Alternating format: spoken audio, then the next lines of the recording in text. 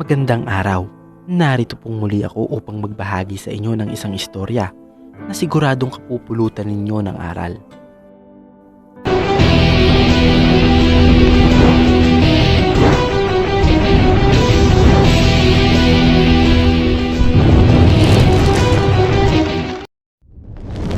Kahit nalaman niyang buntis ang misis niya sa panganay nilang anak, ay pinili pa rin ng mister na iwanan ito upang sumama sa dating nobya na muling nagbalik sa kanyang buhay. Napakalaking pagdurusa ang kanyang dinanas nang mawala sa piling ng misis na tunay na nagmamahal sa kanya. 2 taon ng kasal sina Stephen at Lani. Maayos naman ang kanilang pagsasama. Si Lani ang bumuo ng kanyang pagkatao. Ito rin ang muling nagpatibok ng kanyang puso matapos itong mawasak at ipagpalit sa dati niyang kasintahan. Si Lani nagtulak din sa kanya na magsumikap, kaya ngayon ay hindi na siya isang pipitsuging fishbowl vendor. Ginabi ka na naman. Kumain ka na ba? Saglit lang at iinitin ko yung pagkain. Napuyat na naman si Lani sa paghihintay kay Stephen. Hindi alam ni Stephen kung paano niya nahaharap si Lani na tila ba wala siyang kasalanan. 6 na buwan na ang nakakalipas nang muling nagkrus ang landas ni na Stephen at Michelle, ang dati niyang kasintahan. Simula noon ay naging madalas ang kanilang pagkikita. Aminado si Stephen na kahit mahal niya si Lani ay hindi nawala ang nararamdaman niya sa dati niyang kasintahan. Napatunayan ni Stephen na totoo nga ang kasabihan ng first love never dies, dahil lalong lumalim ang pagmamahal niya sa babae at ang madalas nilang pagkikita ay nauwi sa isang bawal na relasyon. 3 buwan nang niloloko ni Stephen ang asawa. 3 buwan na siyang sumisiping sa iba. Gabi-gabi pa rin siyang umuwi sa kanilang tahanan at sinisiguro ni Stephen na walang ebidensya na maiiwan sa kanyang katawan sa tuwing nagkikita o nagsisiping sila ni Michelle. Ayaw niyang maghinala ang asawa. Ayaw niya itong masaktan. Kahit papano ay malaki ang utang na loob niya rito. Hindi bulag si Lani. Alam niyang may ibang babae ang kanyang asawa. Natuklasan niyang may relasyon ang dati niyang kasintahan noong aksidente niyang makita na naghahalikan habang pumapasok sa loob ng isang condo unit sa tapat ng pag-aari ng kanyang kaibigan. Ang paalam sa kanya ni Stephen ay magkikater siya sa isang kasalan sa Baguio, pero ibang babae pala ang tinatrabaho nito. Tiniis ni Lani ang pangbababae ng asawa. Naniwala siyang siya pa rin ang mahal nito. Kung sakali mang dumating ang panahon na ipagtapat sa kanya ni Stephen ang lahat at humingi ito ng kapatawaran, handa siyang patawarin ito at kalimutan ang lahat alang-alang sa sanggol na nasa kanyang sinapupunan. Binigo ni Stephen si Lani nang iwanan niya ito para sumama kay Michelle. Matapos niyang ipagtapat ang kanyang kataksilan ay sinabi niya rin dito na inaasikaso na niya ang kanilang annulment. Kahit pa magmakaawa si Lani at lumuhod dito sa kanyang harapan ay hindi nagbago ang kanyang desisyon. Hindi niya mahal si Lani, si Michelle ang mahal niya. Malapit ka nang maging ama. Buntis ako. Subalit gumuho ang mundo niya nang marinig niya ang sagot ni Stephen. Buntis si Michelle at ako ang ama. Susustentuhan ko ang bata, pero huwag mo ipaalam sa kanya na ako ang kanyang ama. Ayoko masira ang pamilyang binuo namin, Michelle.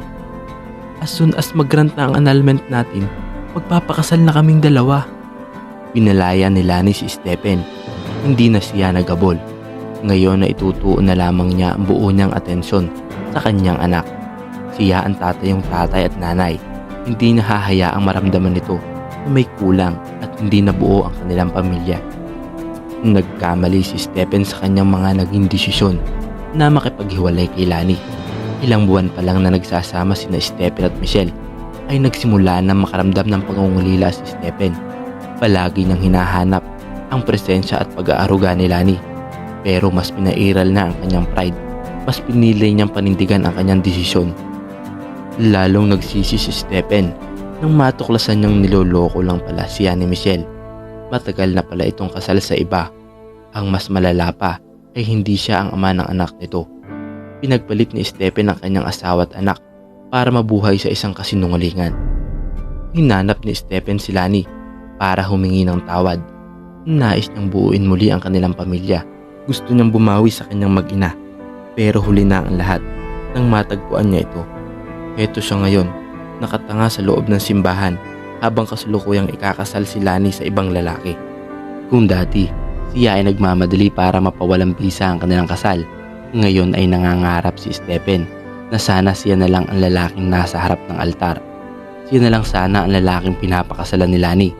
Siya na lang sana ang kinikilalang ama ng kanilang anak.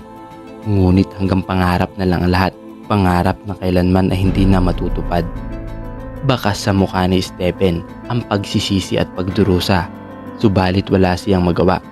Dahil kung hindi lang sana niya iniwan noon ang kanyang asawa at ang kanilang magiging anak, ay hindi sana siya nasasaktan ng ganito. Makalipas ang ilang buwan, ay nagkrus muli ang landas ni Stephen at Lani. Agad naman nang musta itong si Lani. Kamusta kayo ni Michelle? Malungkot na tumugon si Stephen. Wala na, matagal na.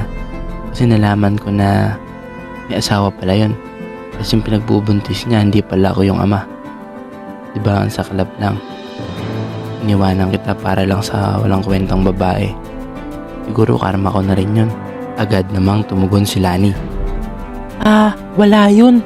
Napatawad na rin naman kita. Inaamin ko na masakit at nakakagalit yung ginawa mo sa akin.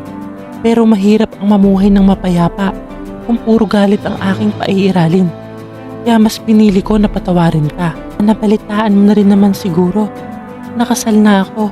Masaya na ako sa piling ng bago kong asawa. Sana makatagpo ka ng babaeng mag-aalaga sa'yo at hindi ka iiwanan katulad ng ginawa na Michelle. Napakabait mong tunay. Hindi ko naisip na mapapatawad mo pa ako sa sobrang laki at pagkukulang na nagawa ko. Masaya ako dahil nakatagpo ka ng lalaking aalagaan ka at hindi ka iiwanan katulad ng ginawa ko. Nawa ay mag-ingat ka. Hanggang dito na lang po ang istoryang ito. Nawa ay may napulot kang aral. Nawa ay huwag mong tularan itong si Stephen na iniwan ang kanyang mag-ina para lang sa sariling pangkasiyahan. Tama nga ang kasabihan na makikita mo lang ang halaga ng isang bagay pag nawala na ito sa iyo. Muli ay hanggang dito na lang po ang video na ito. Para lagi kang updated sa mga news stories ko, please subscribe my channel and i-hit mo na rin ang notification bell